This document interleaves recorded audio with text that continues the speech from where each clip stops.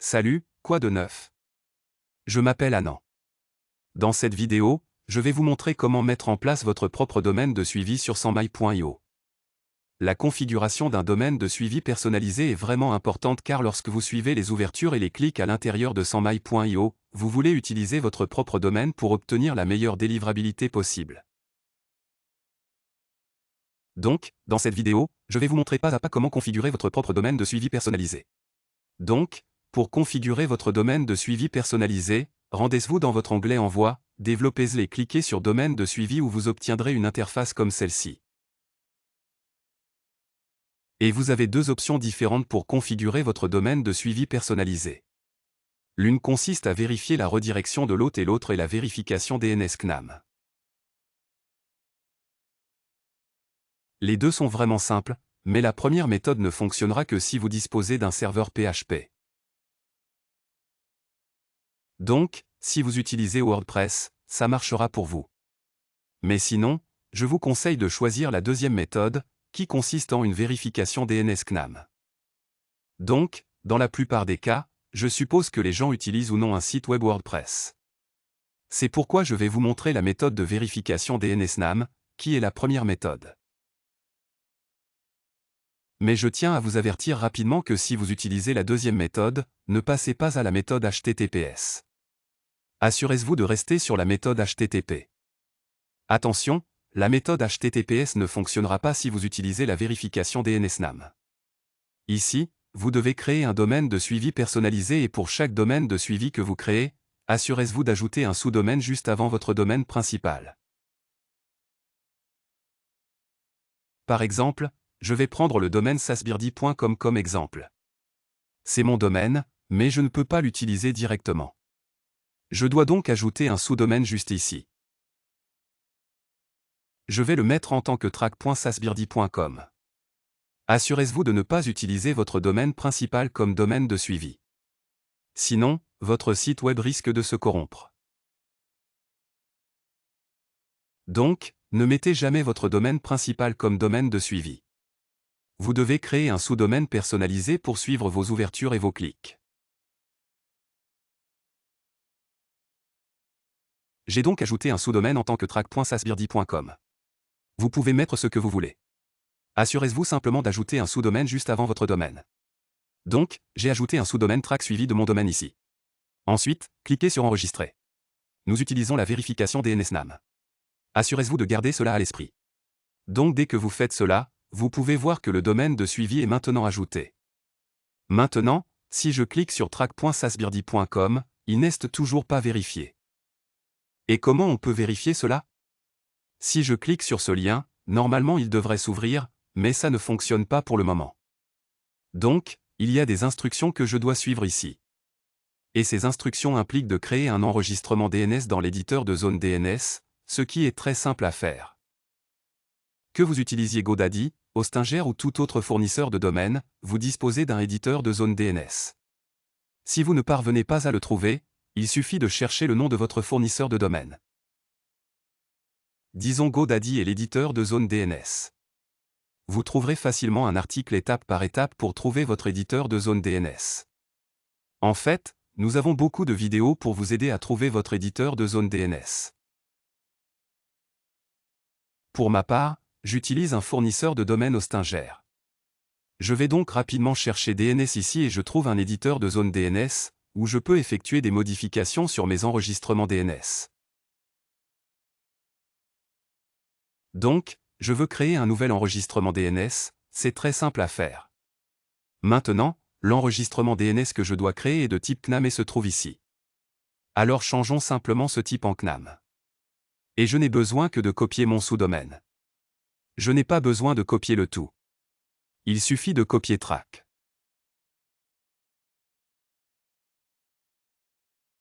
Placez-le ici car il va automatiquement ajouter le reste après le sous-domaine. Il vous suffit de copier track et le reste sera ajouté automatiquement.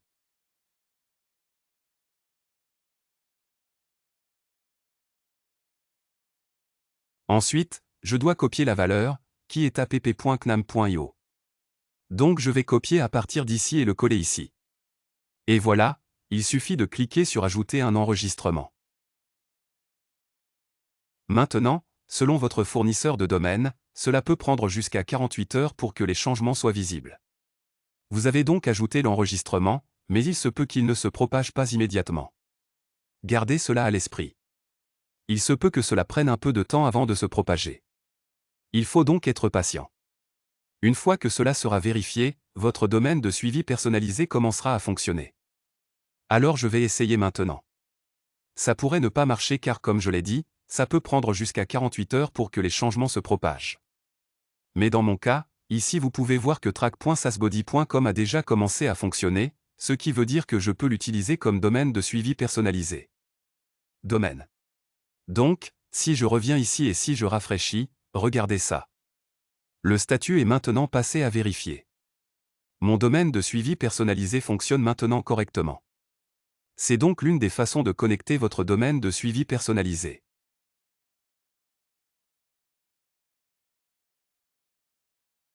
Maintenant, laissez-moi vous montrer la deuxième méthode pour ajouter votre domaine de suivi personnalisé. Alors, la deuxième méthode consiste à télécharger le script sur votre site web. Cela ne fonctionne que si vous avez un site web en PHP, ce qui signifie que si vous avez un site web WordPress, cela ne fonctionnera pas. Ça va marcher à coup sûr. Donc, ici vous pouvez voir que j'ai la vérification de redirection d'hôte. Pour cette vérification, je peux également utiliser la méthode HTTPS car je vais utiliser mon propre serveur pour suivre les données. Alors que pour la vérification DNS/CNAM, je ne peux utiliser que la méthode HTTP car nous allons gérer le SSL. Et pour votre domaine, nous n'avons pas d'installation de SSL sur notre serveur. Vous devez donc utiliser la méthode HTTP. L'un des avantages de l'utilisation de la vérification de redirection d'hôte est donc que vous pouvez également utiliser la méthode HTTPS. Maintenant, prenons un autre sous-domaine. Je vais l'appeler tracking.sasbirdy.com. C'est ce que je vais utiliser comme domaine de suivi. Et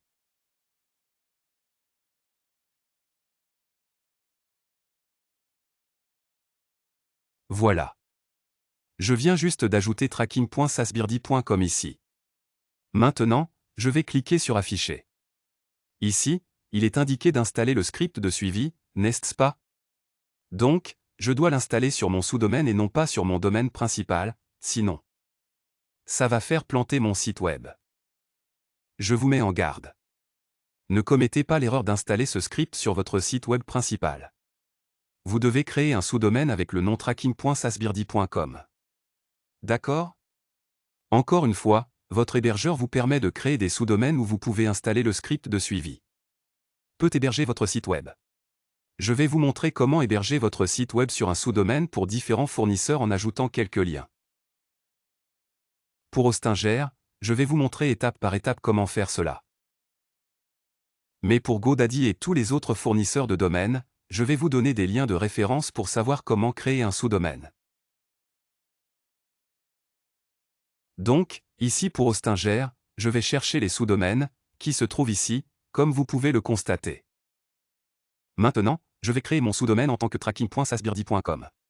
D'accord? Alors laissez-moi simplement mettre tracking.sasbirdy.com. Et je vais évidemment créer un dossier personnalisé pour cela. Je vais donc le nommer Tracking. D'accord? Publish Tool Tracking est créé. Voilà. Mon sous-domaine est maintenant créé. Si je vais sur le sous-domaine, ça devrait fonctionner normalement. D'accord, ça fonctionne. Maintenant, ce que je dois faire, c'est aller dans le gestionnaire de fichiers. D'accord, ouvrez mon éditeur de fichiers, c'est là que je vais téléverser le script. Alors laissez-moi simplement revenir en arrière et télécharger le script que nous avons obtenu de sound.io. Donc voici le script de suivi, je dois le télécharger à partir d'ici. Parfait, je viens juste de télécharger le script. Et il y a deux fichiers dans le package de script de suivi, index.php et .tax. Assurez-vous donc que les deux fichiers sont téléchargés sur le serveur d'hébergement de votre domaine de suivi. Maintenant, comment est-ce que je le télécharge? Je vais dans mon gestionnaire de fichiers. Et comme vous avez vu, une seconde, laissez-moi juste. Retournez à mon domaine. Oui, c'est bien mon domaine. Et ici, à l'intérieur de mon domaine, j'ai ajouté un dossier de suivi. J'ai créé un dossier de suivi qui est lié à mon sous-domaine de suivi. sasbirdie.com. Je vais donc ouvrir mon dossier de suivi ici. J'ai déjà un fichier par défaut que je vais effacer. Maintenant, je dois télécharger mon fichier zip que je viens de télécharger, c'est-à-dire celui-ci. Je l'ouvre. D'accord, c'est déjà installé. Maintenant, je dois simplement l'extraire. Extraire. D'accord, utilisons simplement le dossier en cours. Pour cela, il suffit simplement de mettre un point. Et, oui, extraire. Bien. Maintenant, vous avez votre fichier index.php et votre fichier tags créé ici. Voilà. Maintenant, je vais retourner sur tracking.sasbirdie.com une fois de plus. Donc ici, on reçoit un message qui dit que le domaine de suivi est prêt. Bien, maintenant revenons ici. Très bien, testons simplement le domaine de suivi.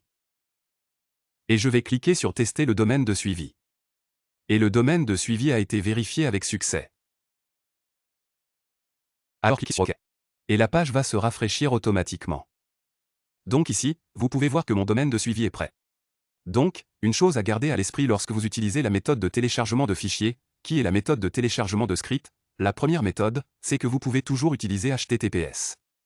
Mais si vous utilisez la méthode de vérification DNSNAM, vous devez utiliser uniquement la méthode HTTP car le SSL ne sera pas installé automatiquement. N'hésitez donc pas à choisir l'une de ces méthodes. Si vous avez des questions, n'hésitez pas à les poser en commentaire ci-dessous. Je suis là pour vous aider avec plaisir. On se voit dans le prochain. Bye bye.